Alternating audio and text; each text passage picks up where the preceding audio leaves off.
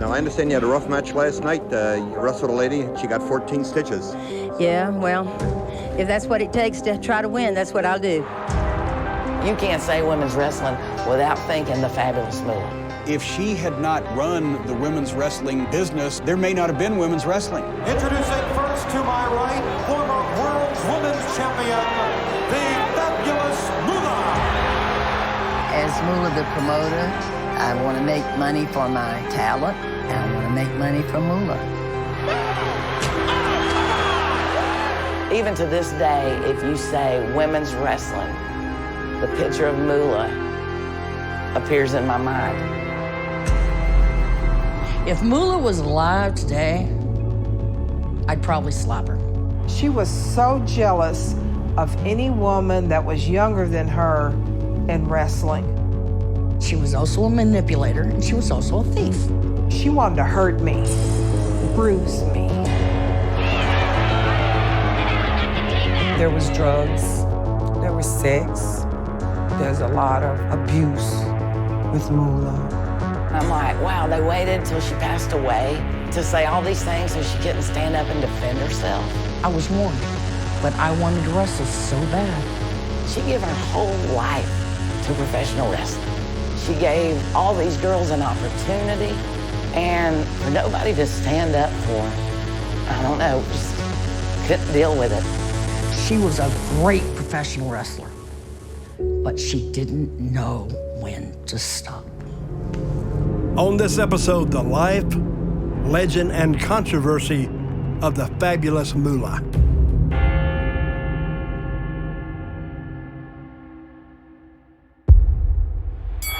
Vintage fabulous Moolah with a WWF Women's title on the line here. She made all of her costumes herself.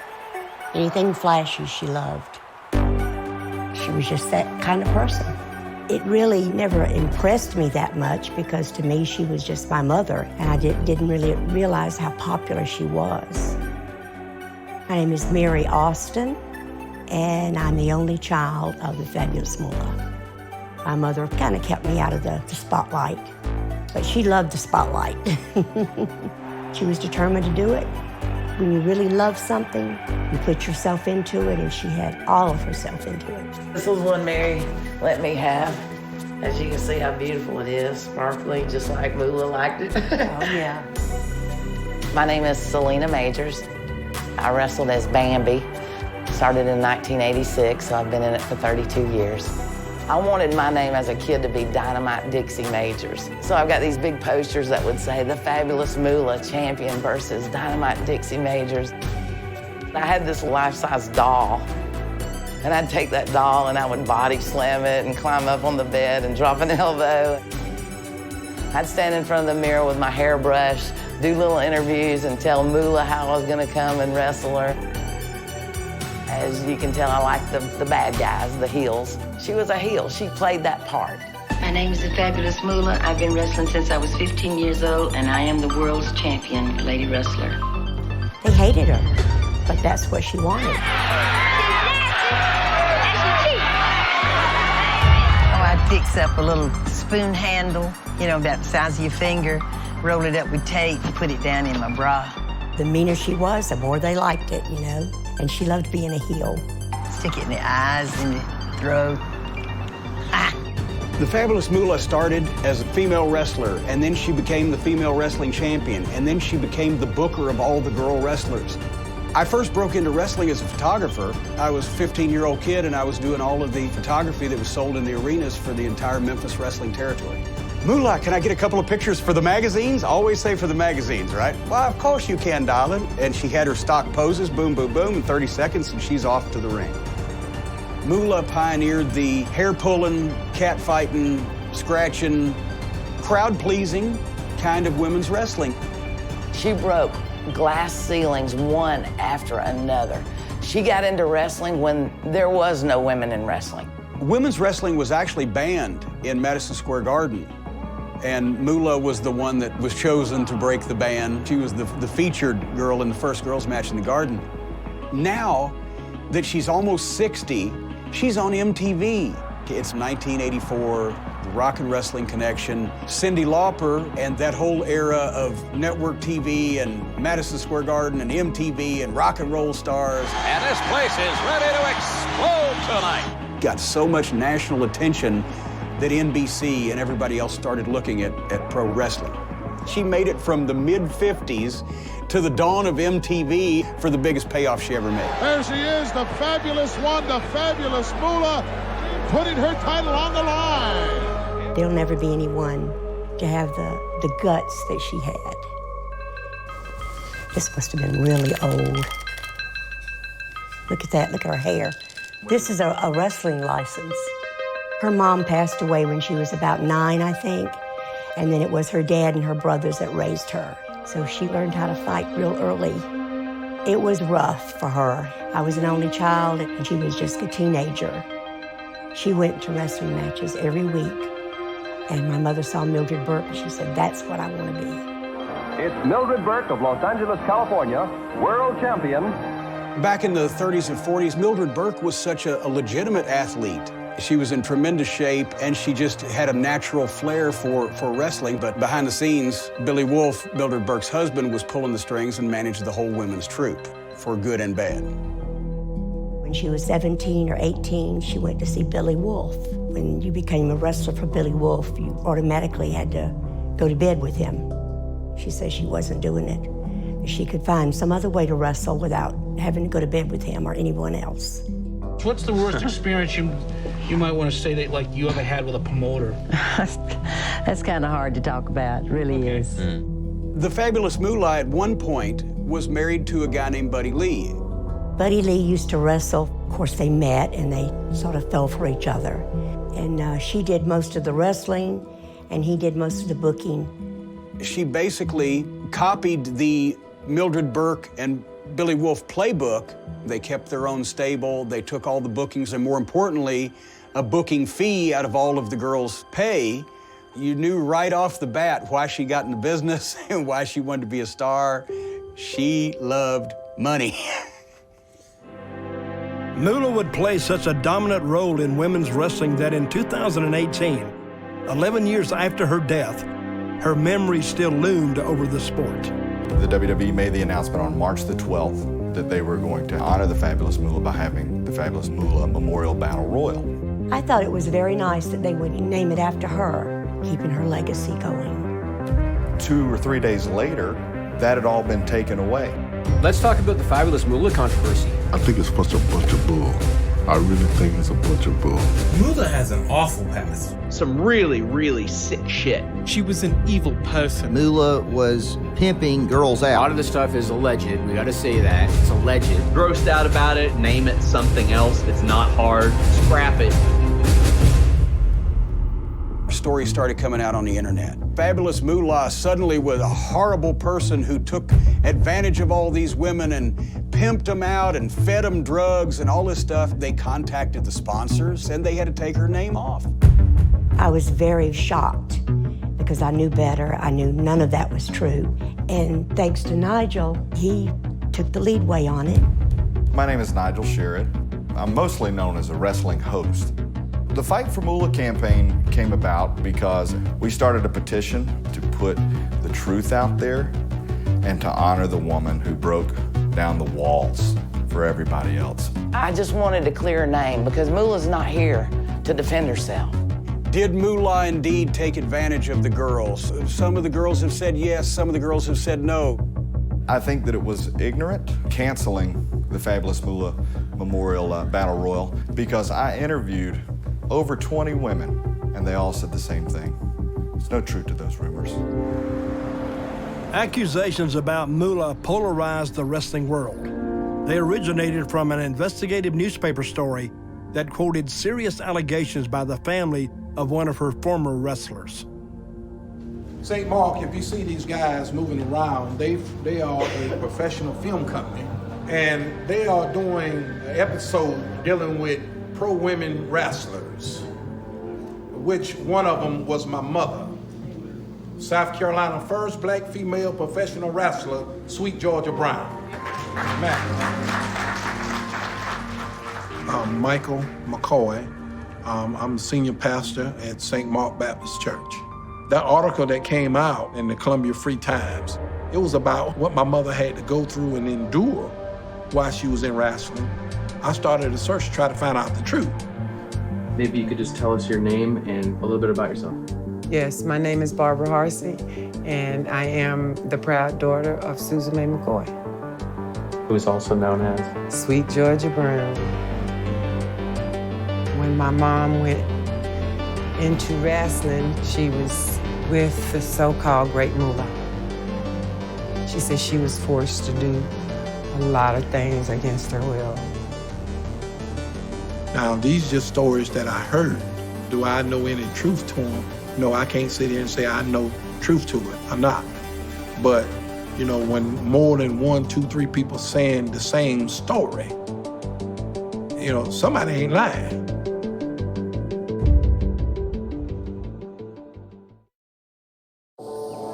Philip, honey, can you walk these guys outside and show them the banister? This is my husband, Philip. How y'all doing? How's it going? Sure, can. Back here, hanging. Oh, wow. Back when Mula died, my husband, he went over to tear down the barn that the ring was in, and he found the banister, the women's wrestlers, and he brought it back, thought I would want, you know, keep it. For the better part of 25 years, every top girl wrestler was trained by Mula, booked out by Mula, and was controlled by Mula's group.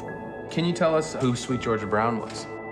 Yeah, she was one of the first African-American women to wrestle. And my mother trained her.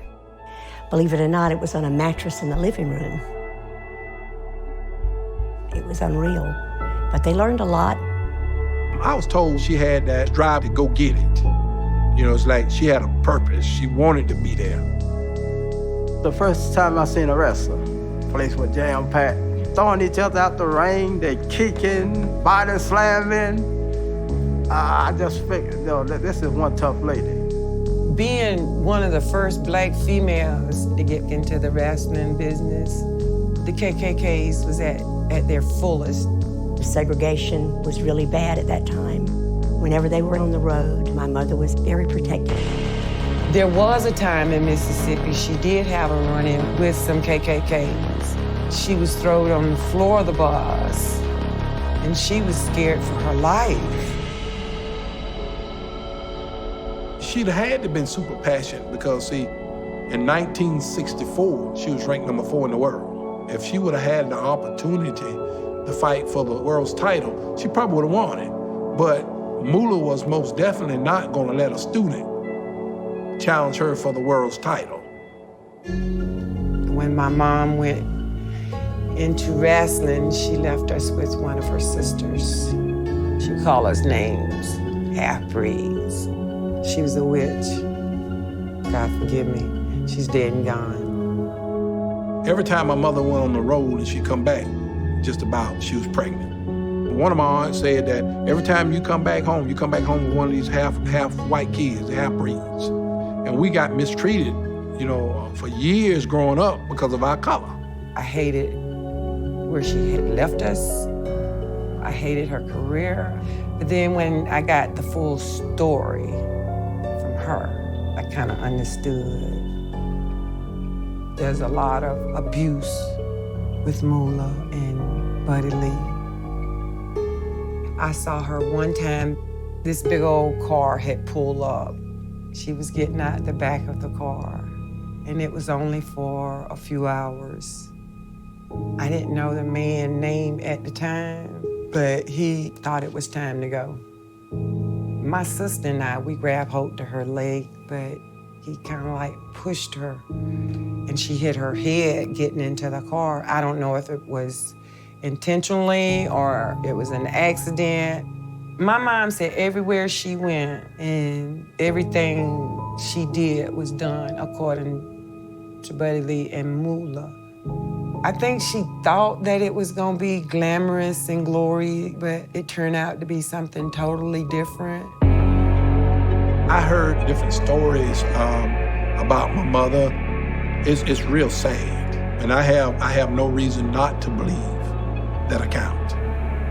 There was one gruesome time that we talked about.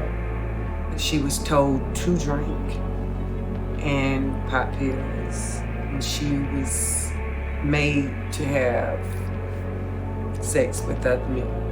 On the road, some of the promoters wouldn't pay some of the girls until they slept with other promoters.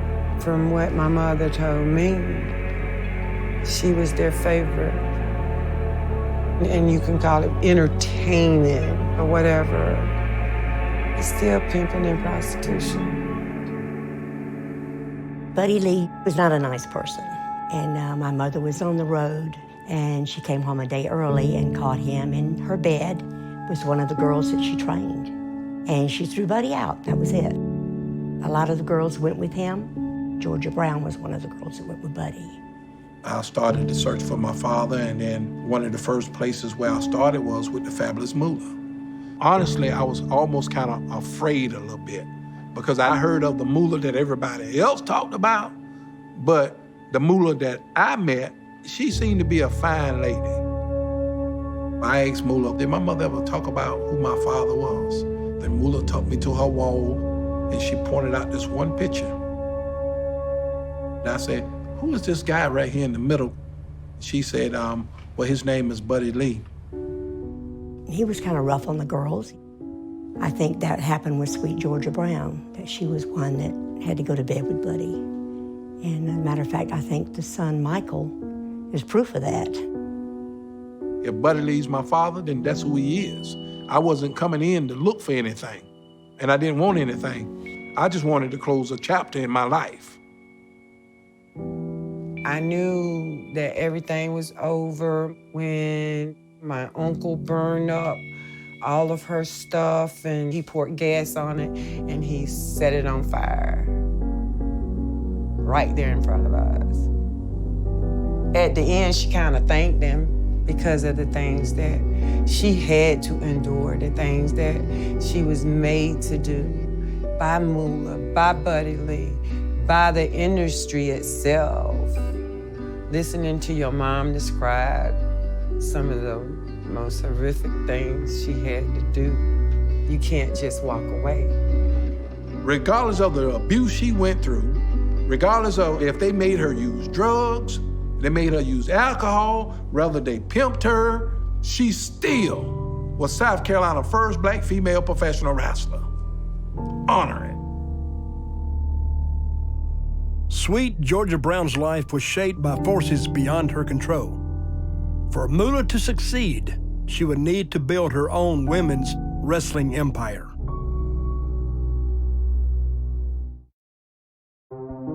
The fabulous Mولاه single-handedly built her women's training school into a powerhouse that dominated the industry. It attracted young women eager to follow in her footsteps. In Columbia, South Carolina, there was a location called Mولاه Drive. And on Mولاه Drive was the house that Mولاه built, and also a variety of other buildings. It was a compound. The women not only trained there, but they lived on the property, and Mولاه presided over it like a mother lion. She took girls from all walks of life, and she brought them in. She taught them a skill. She put it together like a group or a union and took care of the girls and made sure they were taken care of. She was one of the most powerful women in the wrestling business. If you were a female wrestler at that point and you wanted to get booked, you pretty much had to go through Mولاه or you weren't going to work. I have a bunch of just questions. Okay. I took my truth serum before I came in. My name is Wendy Richter. I was a professional wrestler for over 20 years. The first time I ever watched a wrestling match, I watched the fabulous Mولاه versus Vivian St. John. And I told my friend I could beat Mولاه. The referee gave me Moolah's phone number. She told me to come on to Columbia, South Carolina. I was there within 2 weeks. My name is Victoria Otis. I wrestled as Princess Victoria. I come from a very, very abusive childhood. And that's basically what took me to wrestling. You had to want it. You had to bleed, you had to cry. When I was wrestling, and it had been about a year, and I was told by my promoter, look, I've done all I can do. I've tried to get you booked other places. The only way I can get you booked is I gotta send you to Mula. I still remember a friend of mine telling me, Vicki, he said, don't go to Mula's. Find a job, get on your feet, just don't go to Mula's.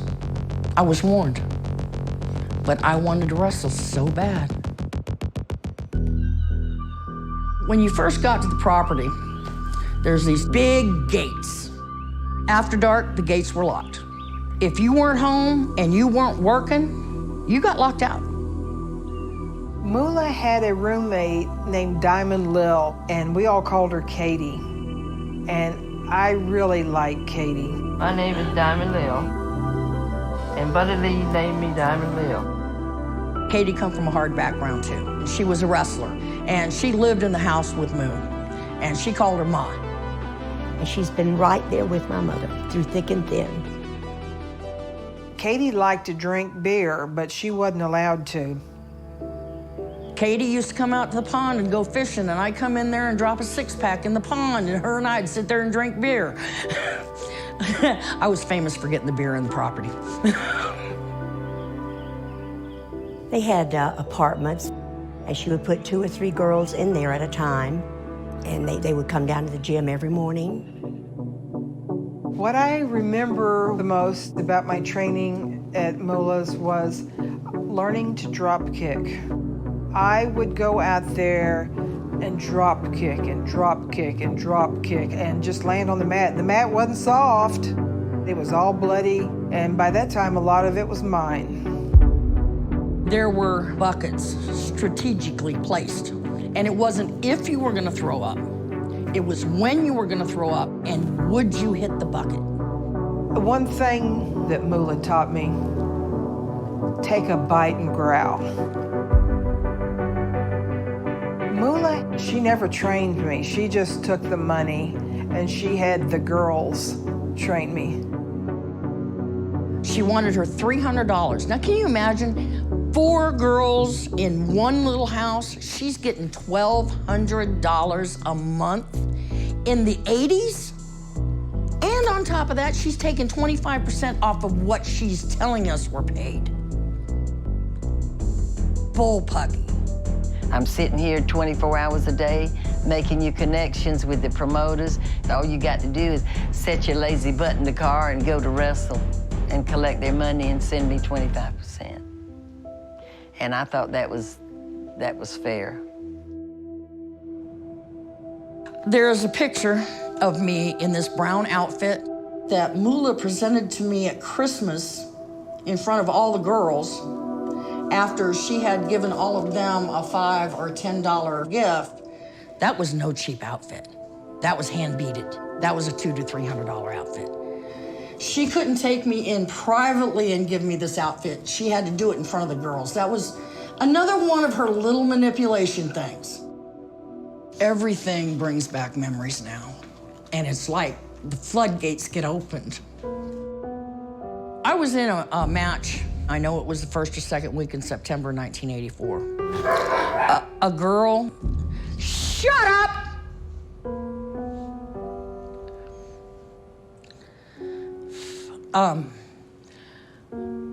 The night I broke my neck in the ring, a girl stumbled and she sat on my head.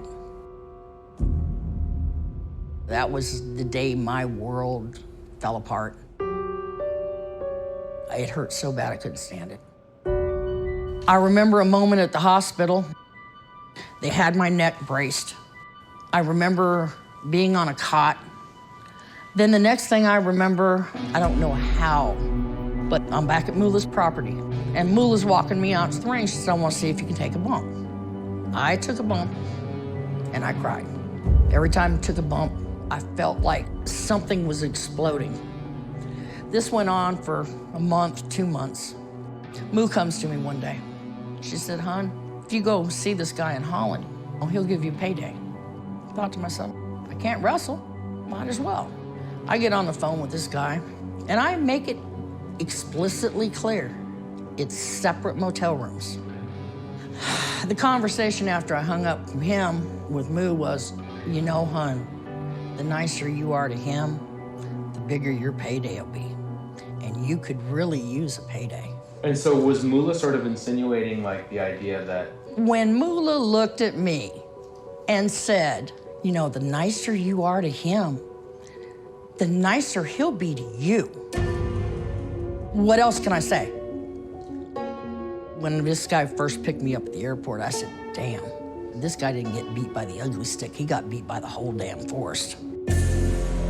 I wake up the next morning, I catch him right here, and I grab his hand, and I'm holding it. I said, dude, I will break your wrist. And she was fire engine red pissed when I got back.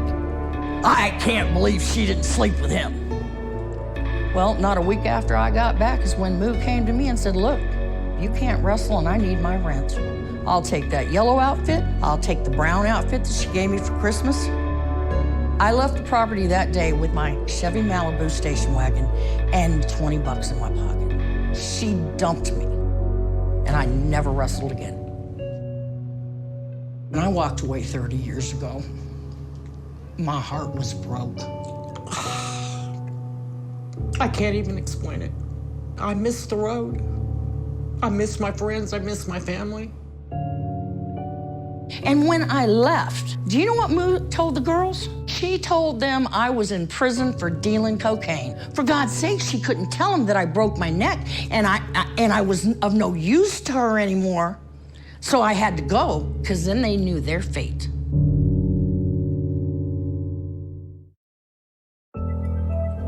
I love wrestling. To protect this business, to me, is like protecting the country.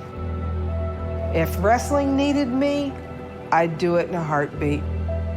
All someone has to do is ask. As wrestling gained popularity in the early 1980s, the WWF looked to replenish its roster with younger wrestlers. Moolah's protege, Wendy Richter, was an obvious choice. Wendy Richter, hell of a person, hell of a lady.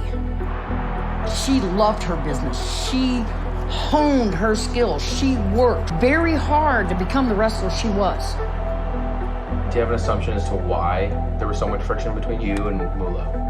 The only thing I can think of why there was so much friction is possibly she was jealous of me because I was younger than her. And like my father said, they couldn't put her face on a can of dog food to sell it. Wendy Richter began to eclipse her mentor, and she left Moolah's stable to join Vince McMahon.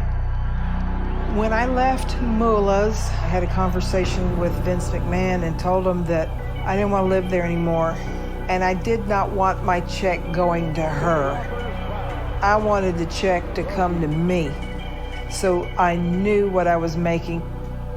As soon as Vince took over from his father, he started making changes.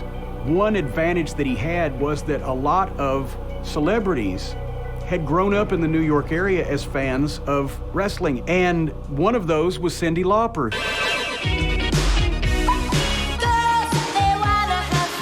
Cyndi Lauper was on an airplane flight with Lou Albano.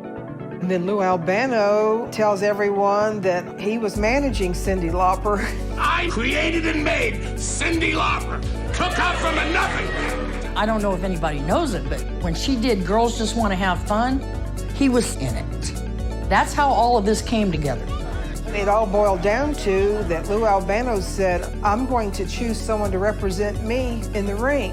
So Lou Albano chose Fabulous Moolah. Woo, I'm happy. And Cyndi Lauper chose me. Moolah may have the world's championship belt, but she also has Lou Albano on her side.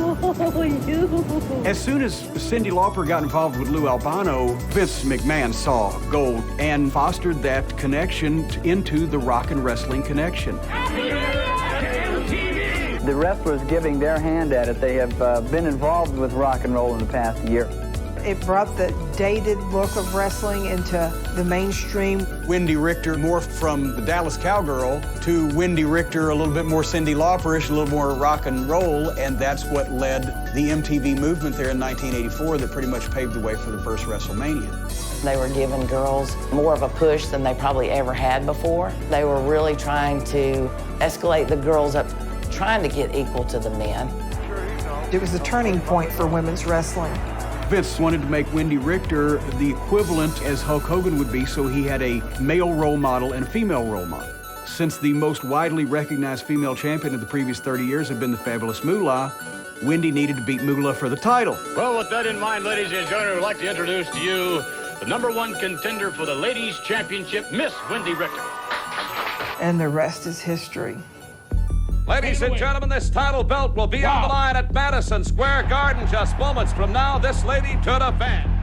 Their rivalry was about to explode in what would become one of the most watched matches of all time.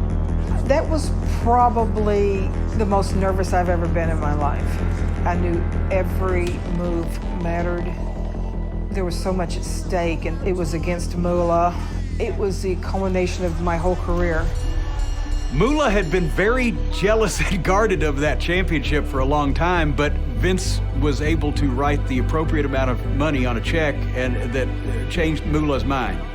And also, by doing that, Moolah got Vince McMahon Jr.'s loyalty for life. 1, 2.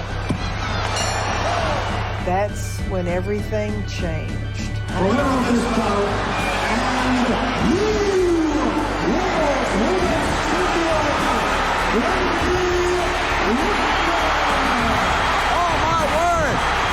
When I won the championship, it was a feeling like no other. Everyone was up on their feet and screaming. I can't believe someone beat her after 28 years, and that someone was me. It was a big deal for the fans because they wanted to see Wendy win, right? But it was a bigger deal inside the business because 2 generations of wrestlers had come and gone without ever seeing the fabulous Moolah lose. It was shocking to the folks in the business who knew about the stranglehold that Moolah had had on the thing. Right here is the new champ, a terrific symbol of the new woman. My match against Mولاه for the championship was kind of ground zero for women's wrestling, and it moved towards a different level of women's wrestling. See, what a lot of people don't understand is once you step in that ring, you're addicted. I think Moolah let her ego get in her way, and Moolah couldn't quit.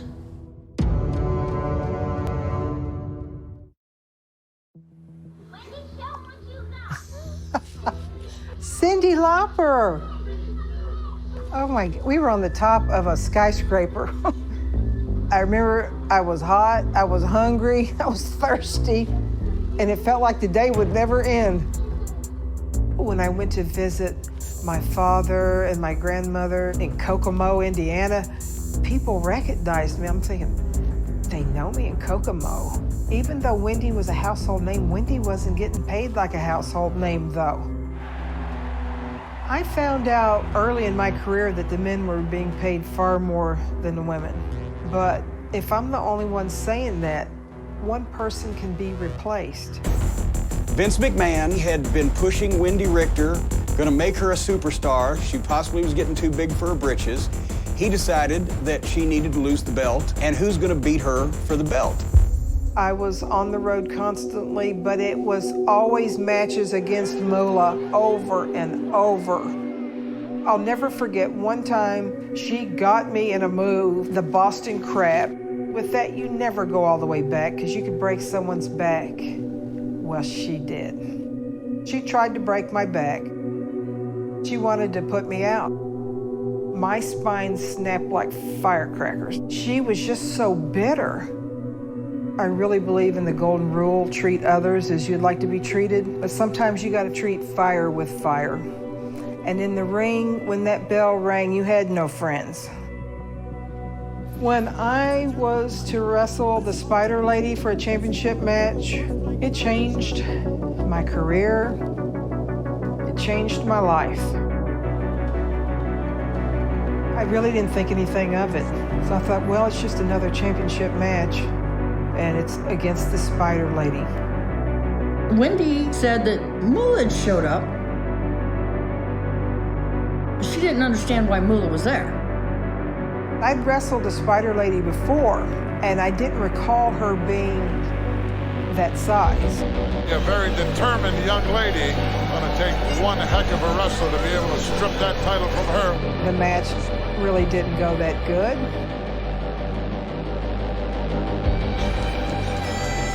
It was just a wrestling hold. Spider going, oh, small package. The referee counted 1. I kicked out, had my shoulder up. 2, 3. And that was it. What was that? Appears that the referee has made a 3 count. The match was over. Then the masked person took their mask off, and it was Moolah. It is Moolah. It is Moolah. Take a look. Kids. Fabulous Moolah, the oldest, saltiest dog in the yard that knows all the tricks. She was the one that was chosen because it was thought that if things did break down, that she can handle Wendy legitimately anyway. Did you have any idea that that was Moolah in the match at all? No, I couldn't tell who it was. It was obvious who was under that mask. Everybody in the arena knew who was under that mask. Wendy knew. This double cross blurred the lines between business and storyline. Whatever the truth was, Wendy came out the loser. I demanded to talk to Vince McMahon, and no one would tell me where he was. I probably would have killed him with my bare hands. What Vinny and Moo did to her? Wendy was over like $1 million at that time. Her and Cyndi Lauper and the cartoon, the Goonies. You know, Wendy was over as big as Hogan, and maybe that was the problem. The only thing I can think of is I was asking to be paid fairly. I feel like it was a sad situation that happened because the girls should be paid maybe more than they were at the time. But when a promoter tells you who's going to win or lose, you have to go with the one who's running the show, whether you like it or not. And it was her choice to walk away from it. If everything had worked with Wendy, there would have been an established women's division with women featured in more important matches a lot before it actually happened. I was angry for what she just did to women's wrestling.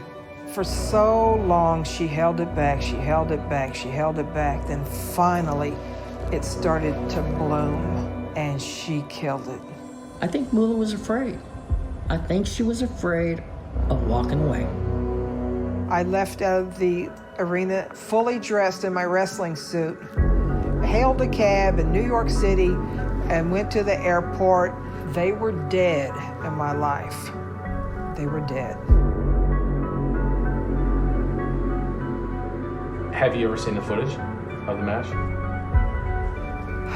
I almost did. I couldn't bear to see it. What good would it do? The bitch is dead, okay? I don't need to see it. I was there.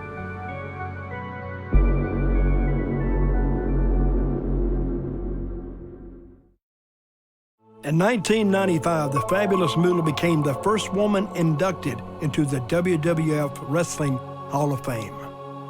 Tonight is the greatest night of my life, being inducted into the WWF Hall of Fame. By the year 2000, the WWF had phased out traditional women's athletic wrestling in favor of strip matches and comedy storylines. But Moolah showed no sign of slowing down. She teamed up with fellow wrestling legend Mae Young. Mae Young wrestled in 7 different decades. She was tougher than Moolah, and that's saying something. Years ago, they had to put up a chicken wire fence up over the ring because they hated me so bad. It's insane that more people saw Moolah and Mae in the late 90s and early 2000s when they were both everybody's grandmother. Or maybe the Addams family's grandmother. I have to be real careful with her. Everywhere I go, she either wants to get drunk or naked. This would be the place, I guess. And then, of course, they go out on TV and they can take the tremendous bumps and incredible falls and still somehow not break into a million pieces. She should have stopped in her 60s, but she couldn't. I mean, my God, she was 80 years old wearing a checkered schoolgirl outfit. No, no, stop, stop, Cooter, stop it. Stop. Shh. I get the last word, not you. Be a good boy. What was her funeral like? It was crowded, and I tell you the truth, I don't know. I was just in a daze the whole time. I didn't even know that he was there. I just remember thinking that it was the end of an era. In 2007, Moolah passed away at the age of 84. The wrestling family showed up in large numbers to pay their respects. This is where she's buried. This is hers here, and this is Katie's, and this was Johnny Mae's here. She had that little thing put there. She said, when you want to come talk to me, there's a bench in there. You won't get wet if it's raining. She was all I had. And I miss her every day. No one can ever be as good as she was, never.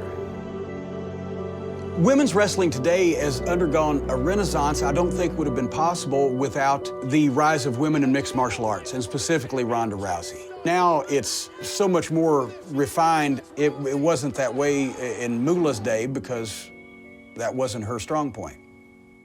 10 years after Moolah's death, her impact on wrestling remains controversial. Well, I think in wrestling, there is blurred lines between your character and who you really are.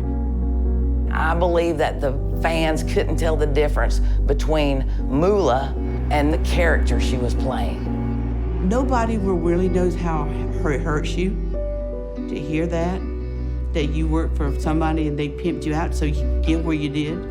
She had never once ever drugged any of us.